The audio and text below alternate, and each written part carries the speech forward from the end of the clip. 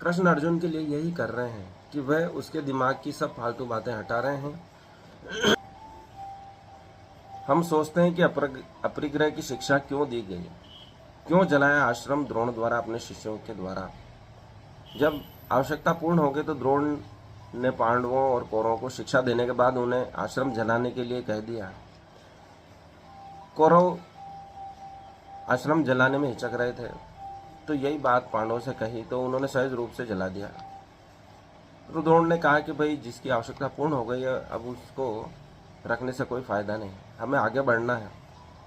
हम उसी पे टिके रहेंगे तो कभी उन्नति नहीं कर सकते हैं। हमने विभिन्न प्रकार के संग्रह कर लिए, हमने घरों में, दफ्तरों में कई प्रकार का संग्रह किया है, अपने मन में भी कई बातें समेट रखी हैं।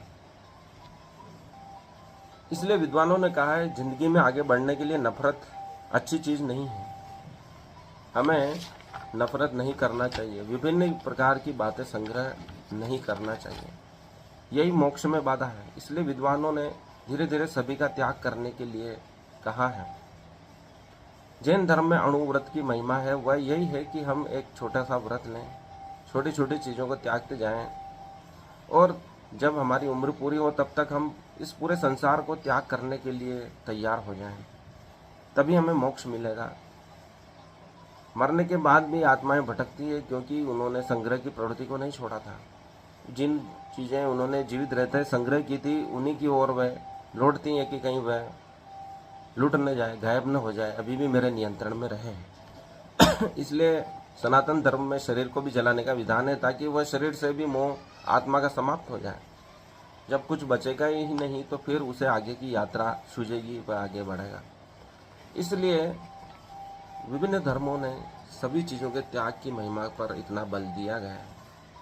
इसलिए परमात्मा इतना विराट है, उसकी करुणा अनंत है, वह कभी आपसे नाराज नहीं होता है, वह आपको आगे बढ़ने का अवसर देता है। जैसा आज एआई के युग में हम एआई से जो भी प्रश्न पूछते हैं वह बड़े ही शांति से उत्तर देता है, प्रेमपूर्ण उत्तर देता है। उसका कई हजार गुना, करोड़ों गुना परमात्मा का सरल हृदय है, आत्मीयता है। इसलिए जब अर्जुन को विराट रूप का दर्शन होता है तो उसे लगता है कि करोड़ों सूर्य एक साथ चमक रहे हैं, उनकी चकाचौंध में वह उनको बराबर देख भी नहीं पा रहा है। इसी प्रकार परमात्मा की करुणा अनंत है।